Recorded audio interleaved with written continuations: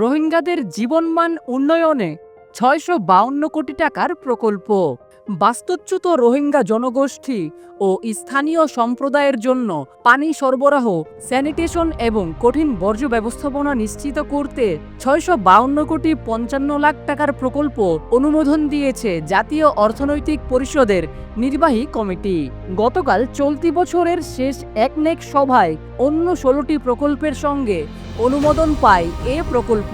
অনুমোদিত এসব প্রকল্পের ব্যয় ধরা হয়েছে ৮,৯৭৪ কোটি টাকা। প্রকল্প সূত্রে জানা যায়, বাস্তুচ্যুত রোহিঙ্গা জনগোষ্ঠী এবং স্থানীয় জনসমাজের সমন্বিত সেবা ও জীবন জীবিকা উন্নয়ন নামের প্রকল্পটির বড় অংশ ঋণ ও অনুদানের অর্থায়নে কক্সবাজার ও নোয়াখালীর ১১ উপজেলায় বাস্তবায়ন হবে।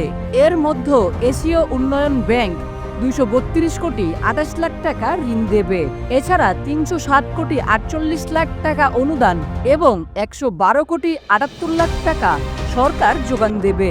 স্থানীয় সরকার মন্ত্রণালয়ের জনস্বাস্থ্য প্রকৌশলী অধিদপ্তর এটি বাস্তবায়ন করবেন। প্রকল্পটি বাস্তবায়ন হলে রোহিঙ্গা জনগোষ্ঠীর পাশাপাশি টেকনাফ উখিয়ায় স্থানীয় জনসমাজের পানি, স্যানিটেশন ও বর্জ্য ব্যবস্থাপনা পরিষেবা উন্নয়ন হবে।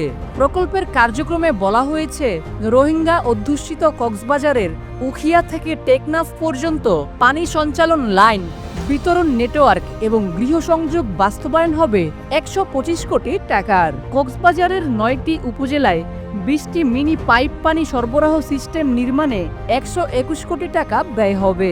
এছাড়া পানি শোধনাগার ও রোহিঙ্গা ক্যাম্পের জন্য সেকেন্ডারি লাইন নির্মাণ, বিদ্যমান মিনি পাইপ ওয়াটার স্কিম ও স্যানিটেশন সুবিধা পরিচালন, ভাষাঞ্চলে ফিজিক্যাল স্লাজ ম্যানেজমেন্ট সিস্টেম উন্নয়ন এবং সমন্বিত বর্জ্য ব্যবস্থাপনা সুবিধার সংস্কার ও পুনর্বাসন করবে প্রকল্পটি।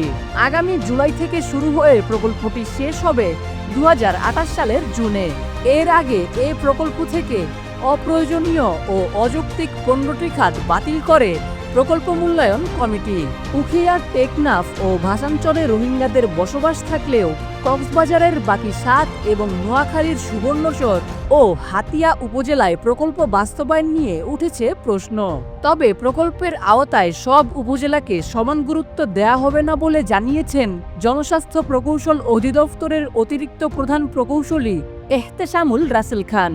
খবর রূপান্তরকে তিনি বলেন, প্রকল্পটি উখিয়া, টেকনাফ এবং ভাষাঞ্চলের রোহিঙ্গা ও স্থানীয় জনগোষ্ঠীদের জন্য নেওয়া। এখানে মূল কাজটি হচ্ছে mini water pipe supply system উন্নয়ন করা। উখিয়া, টেকনাফের পাশাপাশি অন্যান্য উপজেলার স্থানীয়রাও রোহিঙ্গা সংকটে অর্থনৈতিকভাবে প্রভাবিত। তাই সেখানে কয়েকটি স্থানে আমরা ওয়াটার পাইপ সিস্টেম চালু করব। এছাড়া নোয়াখালীর সুবর্ণচর ও হাতিয়ায় মূলত ফিজিক্যাল স্লেজ সিস্টেমের কাজ করা হবে। সেজন্য বাজেট খুবই সীমিত।